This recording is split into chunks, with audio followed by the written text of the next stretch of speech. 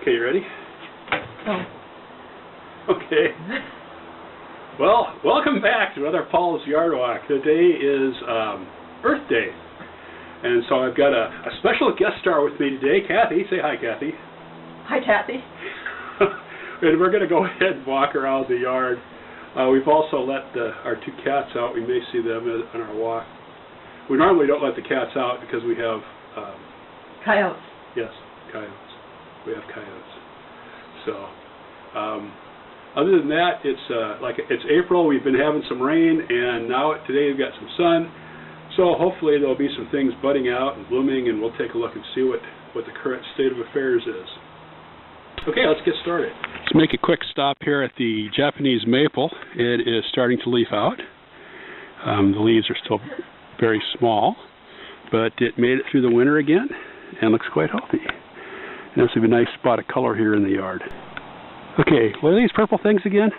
Muscaria. Muscaria. Also known as grape hyacinth. Grape hyacinth. And I had planted a bunch of them at one point, and I moved them up there in front of the rock. And now apparently this one has spread itself down here. Nine bark is starting to leaf out. That's a native plant. The peony, which is a non-native, has started to come up here. That's the stalks you see there.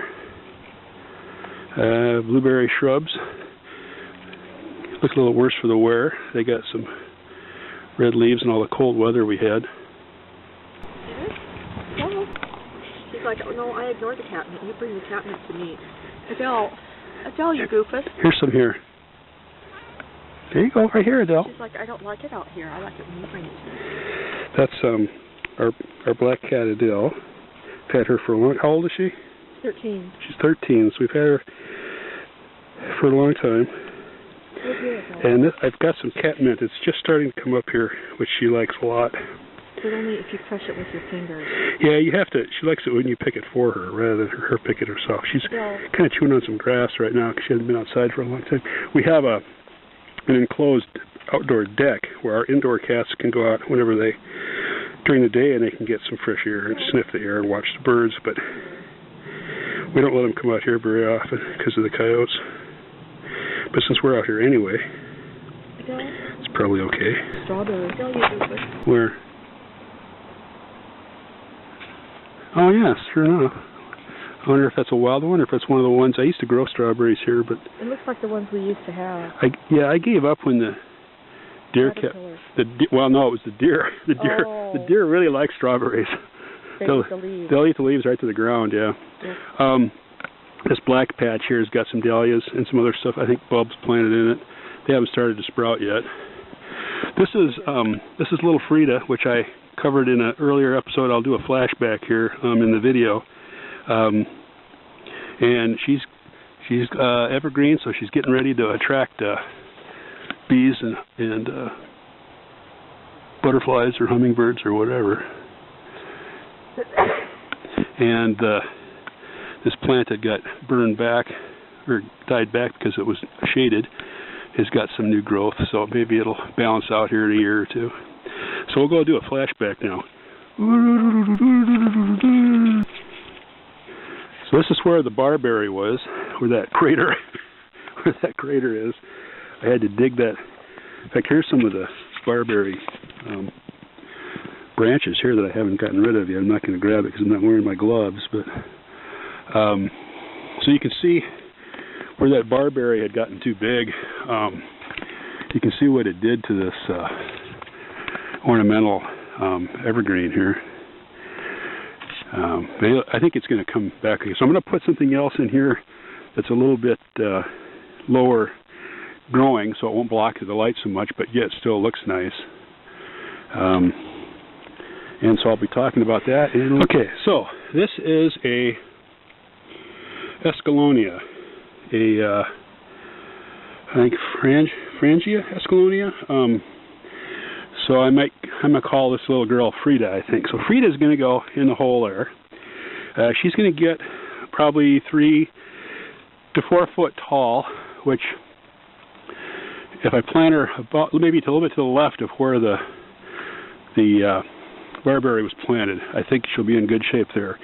she's going to have these flowers. She gets supposed to bloom in the summer. There's some pink ones already coming out here though, so maybe a continuous bloom. Bees are supposed to like it. It's supposed to be a good plant for bees. Hardy is in this zone to 7 through 9. It's evergreen, so should be okay here. Might get bit a little bit on our coldest years. Butterflies, hummingbirds, bees are supposed to like it. So maybe a 4 to 6 foot wide spread, which would pretty much fit right in that hole. So that's looking good. It's pretty resistant to everything. It should be drought tolerant, so I should be okay up here. Good drainage. Well, it's in. It couldn't get much better than that, unless that was just sand. That'd be the only way to make it better. So, can tolerate some shade, which is okay here, because what happens here at this spot is it gets some full sun for several hours in the summer, and it gets just part sun the rest of the year, which you can't tell right now because even though it's a nice day, it decided to cloud up on me, so the clouds are coming in. But I'm going to put her right in. And there she is. There's little Frida in her new home. So hopefully she'll do good there. She should, and hopefully the bees will like those flowers. At least that's the idea. I don't know what that is. Some kind of ground cover, it looks like. I'm not sure if that's wild or something I planted. Here's another one of the purple guys. My birthday flowers are budded out. Yeah, the lily of the valley. Where's you at? Lily of the valley. Lily of the valley here are starting to bud out. This camellia right here has never had flowers before. So this is the first time I've been able to, it's got a very pretty flower. It's the very first time I've ever been able to see the flowers. What happened, I planted this camellia here a long time ago, and then the deer ate it back. I know, it doesn't seem like something that would be edible. I know, but they do. So what I did, there's a mahonia right there. I planted a mahonia, so it's got a mahonia behind it, this blue ornamental spruce or whatever there. I think it's a... and it's got mahonia on that side, so... I think it's a... evergreen, but I don't know. One of those. Western hemlock? Isn't it? Is it a hemlock? I don't know. It's purple. I always figured it was a dwarf blue spruce or something, but I'm not sure. I can't remember. I mean, I planted it years... or maybe this is the one we got. This is the one we got as a present. Our neighbors gave us this one year. Oh. I had originally planted it down there, but it didn't get enough sun, so I moved it up here. Maybe it's a juniper. Yeah, something. This, the native snowberry, which is starting to leaf out here, is also spreading. So over here in the Paris, there's some snowberry stalks coming up. So it's obviously a spreader, but I can keep it in check with the lawnmower probably. Now this is the Mexican orange, one of the Mexican oranges in the backyard. It's about the same pace as the one in the front yard. Let's see if there's some over here that have opened up a little. No, I don't really see it. The rosemary's in kind of tough shape because I let the Paris, and I should say the Mexican orange, start to grow over it. But I've cut it back, the neighboring plants. So hopefully the rosemary will pick up a little bit. There's a mosquito. Oh yay!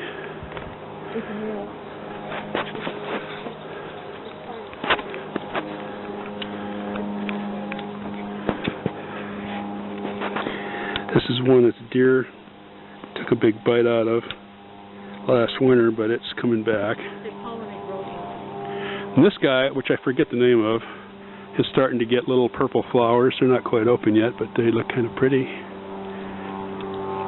This is a flavor barometer. Yeah, also a Pyrrhus japonica is the other name for it. I have several of those, and they're drought tolerant, so they make good dry spot plant. This plant is another evergreen shrub that I liked, but the deer, as you can see, really... Deer like it too. The deer must really like this. Yeah, they really tore the crap out of it. This is the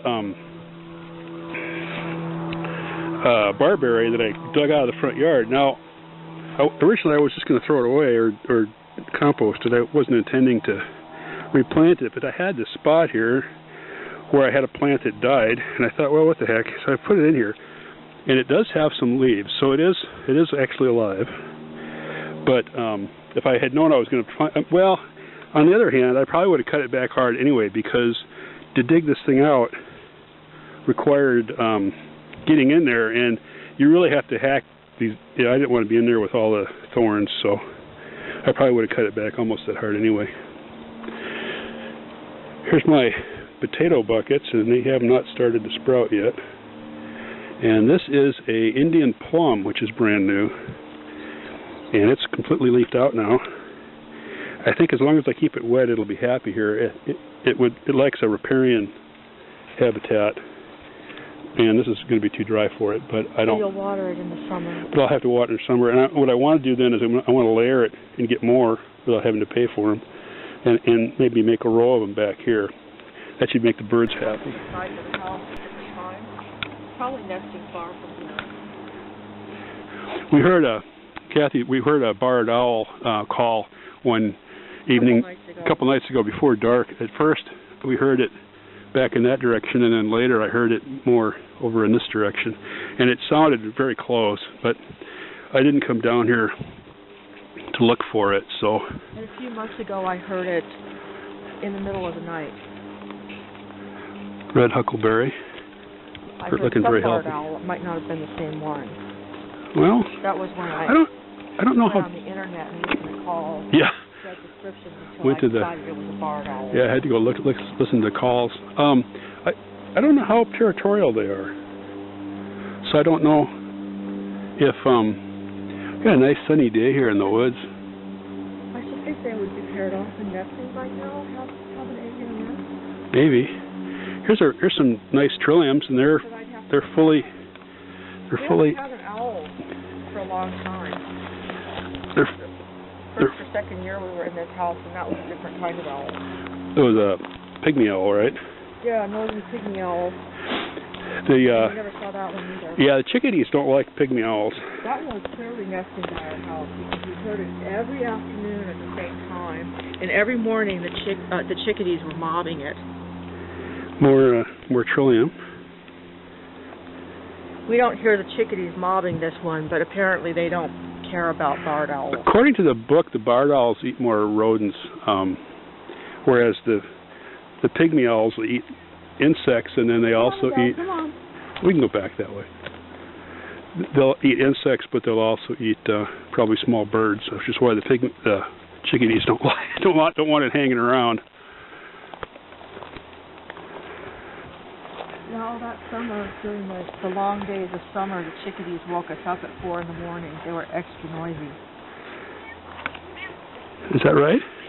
You tell us a story? Uh-huh. This is a weeping Japanese maple, and it is also leafing out now.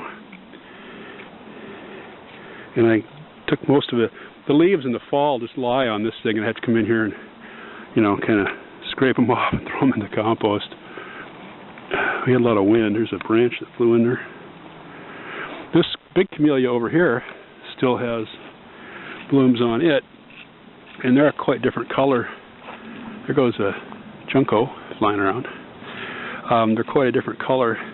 Oh! Hello. Which plant is this on? Yeah, this one. This is the one that never bloomed. So I think this right here. I think this must have been a good year for camellias. I've got 2 camellias that have never bloomed that are blooming this year. And then this one does bloom every year, and it has. Well, this one here is about done. You can tell.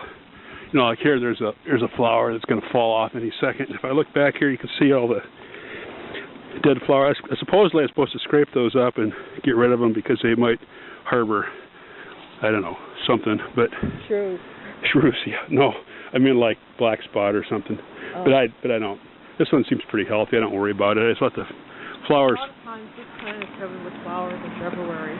Yeah, it's had them for a long. Well, it's still got some. Here's a new bud that hasn't opened yet. So it's got a long blooming season this year because most of it's already done. And yet here's some buds.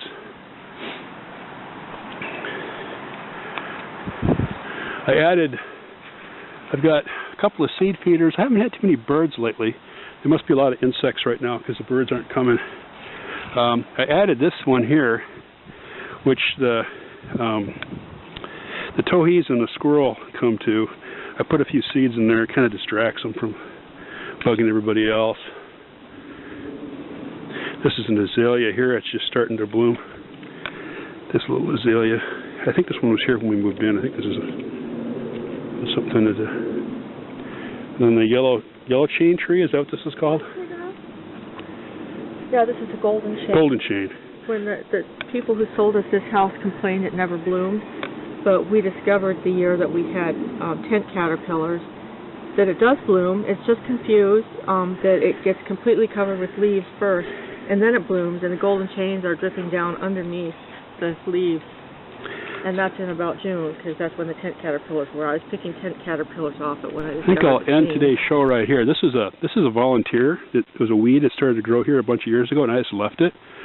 And it's blooming, and I don't remember. This is probably either a salmonberry or a thimbleberry, which are fairly similar, actually.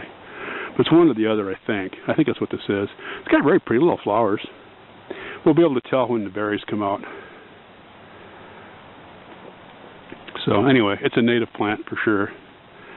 So we'll give that a plant of the day, I guess, and call it the end of April. So Adele says that's the end of the show. Yeah. Would you like a catmint leaf to take in the house, or are you going to stay out here? If you stay out here, you might get eaten by a coyote. Yeah, we wouldn't like that.